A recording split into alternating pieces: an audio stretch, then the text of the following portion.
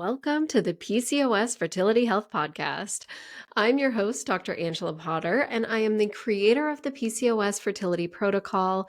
I am also a speaker. I have shared the stage with leaders from companies like Google, Microsoft, Headspace, and now I am just overjoyed to be here with you talking about PCOS, helping you step by step improve your chances of getting pregnant with PCOS. And I'm so happy that you're here today because you know that I am the creator of the PCOS fertility protocol.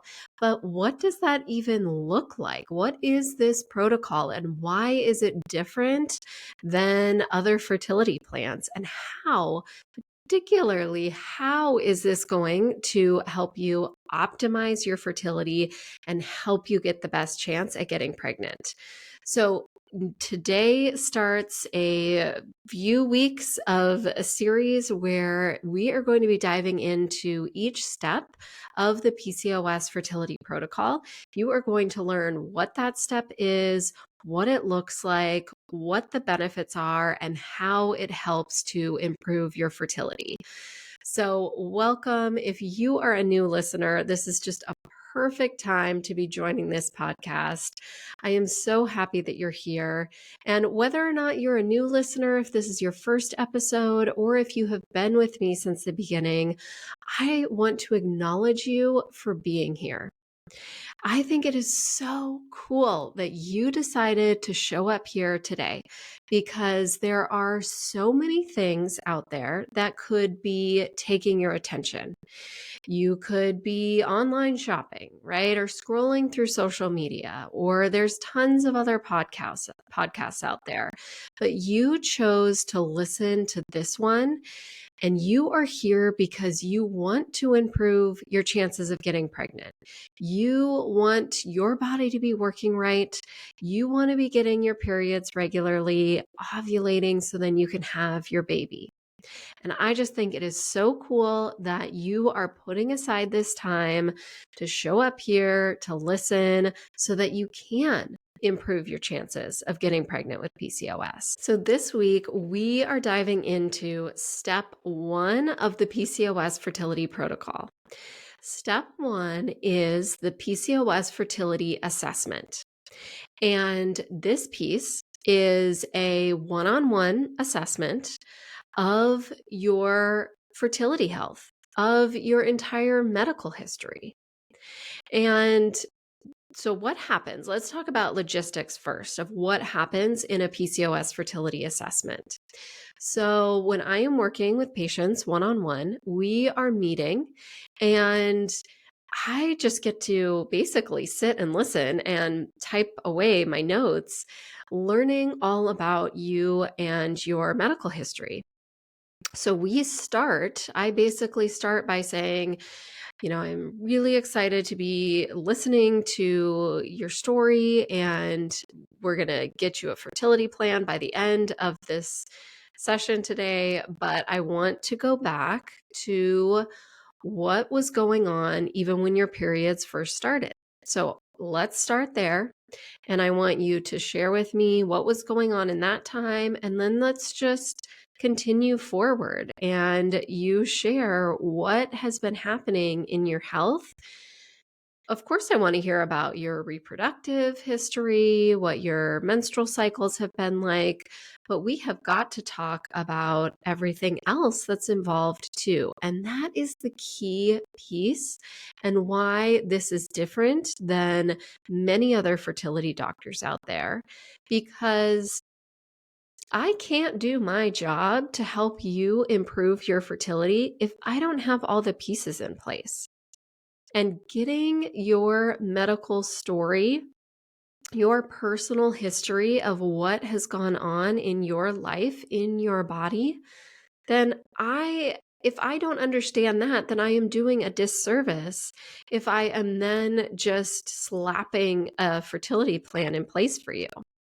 No, I need to know what's been going on in your history.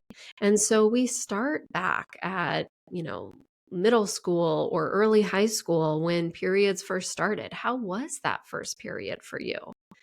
And of course, it's okay if you can't remember, right? A lot of us are like, oh, I don't know. And that's totally fine. But if there was significant stuff, a lot of women who come in and talk to me, they're saying, like, yep, I was put on birth control when I was 16 because my periods were so heavy, or I didn't have a period. And so they put me on birth control to help regulate it. Again, I'm using air quotes if you're not watching here on video, because birth control doesn't actually regulate your hormones, it shuts down your hormones. But again, maybe you had something going on in those early years of having your period that really stands out. And then you started that birth control and then got off it years later, and X, Y, and Z happened. Maybe you got on birth control when you were 20 and your mood swings were so awful and depression started basically synonymously with you starting birth control pills. And so then you had to get off of them. And then once you got off of them, the acne started and the weight gain started, and you gained 40 pounds, and then your period went away. And so all of that is really important because we are trying to figure out what is keeping you from getting pregnant, what's keeping you from having optimal hormone balance.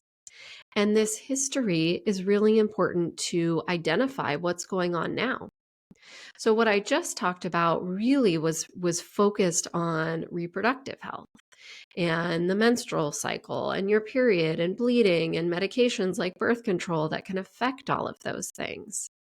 But what else was showing up in your health history throughout your life?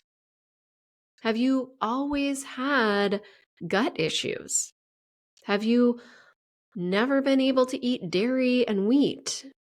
You feel fine now. You must have really good gut health, but you can't eat out at restaurants because you can't eat gluten, dairy, soy. Sometimes rice upsets you. What is your mood like? Does your mood have a cyclical rhythm to it throughout the month? What is your sleep like? How has your sleep been for most of your life? Do you fall asleep well? Do you sleep soundly through the night, or are you waking up? What times at night are you waking up? How do you feel in the morning? Can you jump out of bed, or are you hitting the snooze button multiple times? These sound like really basic questions, but this is what I'm asking people. This is what we are talking about in order to set that stage for optimal fertility. How is your energy throughout the day? Can you get through the day without needing a nap? Do you have that huge, post-lunch slump?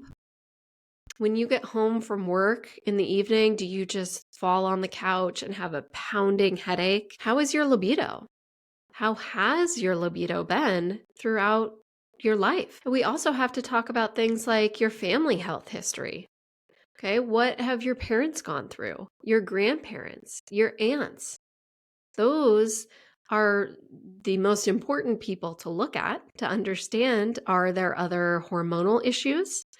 Thyroid issues run in the family? Does PCOS run in the family?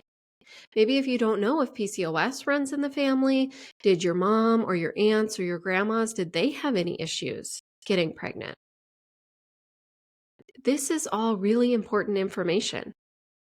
Have you had big surgeries? Have you had to take antibiotics multiple times in your life?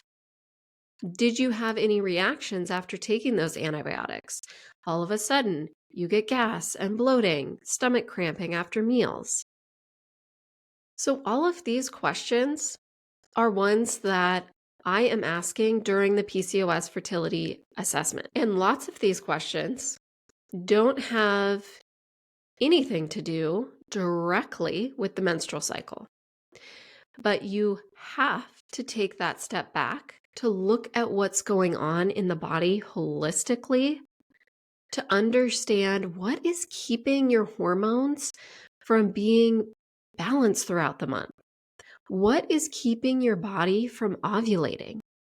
Guess what? If you're not sleeping through the night, where you aren't falling asleep until 1 a.m. and waking up at 5 a.m. to go to work, or you are waking up every 2 hours and it takes you an hour to fall back asleep, that is creating a hormonal cascade. That's elevating your stress hormones, that's increasing your insulin levels, increasing testosterone, shutting down ovulation, contributing to poor egg quality.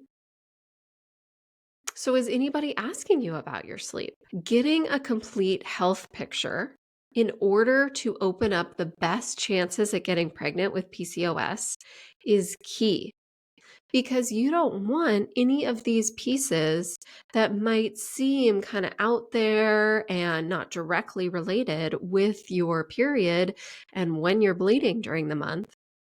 But if they are getting overlooked and yet they're contributing to this hormone cascade that is totally off of balance, if it's contributing to ovulation not happening and egg quality staying low, you don't want to miss out on that. Particularly if we're talking about sleep, when it's something so low level that can easily be taken care of, that needs to be identified. We need to know what your family history looks like to see, okay, what patterns are we seeing in your family? And you'll hear me say this over and over again. If you do not know where you're starting, then you can't get to where you're going. If you put your favorite coffee shop in Google Maps and you're starting from someplace that you've never been, you cannot get to that coffee shop if you don't first know the address of where you're starting from or the cross streets. But you have to know some specifics of where you're starting from in order to get where you are going. And doing a PCOS fertility assessment is exactly that. It is figuring out where you are starting in order to then create a fertility plan that opens up the best chances at getting pregnant. If you are working with a doctor who gives you 15 minutes and sends you out the door with a pamphlet and a prescription, you aren't getting the level of fertility care that you need. Now, those doctors, they have your best intentions in mind, and they are there because they want to be. They want to be helping you with your fertility. But the system has set it up in such a way that they can only give you 15 minutes. And in that 15-minute time, there is not enough time to understand this holistic look at your health picture, let alone what's going on right now, and not even your history, understanding this unique picture of who you are, because your fertility struggles are going to be different than your friends. And you are going to need a different fertility plan. And that's why you need this PCOS fertility assessment, so that you can get that groundwork done and not have any missing pieces flying around in your health that are keeping you from getting pregnant. And so if nobody has done a comprehensive PCOS fertility assessment for you, then you have a missing link in your fertility plan. And you could go try as many rounds of letrozole or Clomid that your doctor is willing to give you, and yet you are still keeping your chances of getting pregnant low because you have this missing piece if nobody has done one of these fertility assessments for you. And so if you're in that place where this is missing for you, today is your lucky day, because I have PCOS fertility breakthrough sessions available. Those are my free sessions where you can just jump on the phone with me and we'll talk about what's happened so far in your fertility journey and see what's been missing. Okay. If you're jumping on that call, we already know that the PCOS fertility assessment is missing. What else? What are these other missing pieces that your body is trying to ask you to go get into place? Because your body speaks very loudly, and you just need the right eyes to be able to see what it's trying to say and to be able to put together those PCOS pieces to then open up the best chances at getting pregnant. So if you don't have this piece in place, don't let this continue to be something that's standing in the way between you and your next pregnancy. So sign up for a free PCOS fertility breakthrough session where you and I are going to jump on the phone and talk about your specific situation and how you can open up the best chances at getting pregnant with PCOS. You also do not want to miss next week's episode. Join me right back here next Wednesday. We are going to talk about all the key details that you need about fertility testing. And let me tell you right now, most fertility tests are not looking deeply enough at the picture of what needs to be looked at for lab tests to understand exactly what is going on in your fertility and if those labs are optimal for your fertility. There are different reference ranges for just normal person going in to get their lab test done and fertility optimal lab values. Okay. And that is the number one reason why you don't want to miss out on next week's episode, because you will understand what labs need to be looked at from a more specific fertility perspective and what labs are important for a comprehensive view, because many labs are getting missed. All right. So make sure to subscribe here so you do not miss next week's episode. I will see you right here next Wednesday. And as we finish up here, I want to remind you that this podcast is for informational purposes only. It shouldn't replace the medical advice that you are currently getting from your doctor. And the only way that I can give you one-on-one fertility advice is if you sign up to work with me, and jumping on one of those free PCOS fertility breakthrough sessions is the first step in order to do that. And as you leave and go forth this week, I want to say to you, in case nobody else has told you yet, I believe in you and I believe in your ability to improve your chances of getting pregnant with PCOS. Sending love and baby dust to you. I will see you next Wednesday.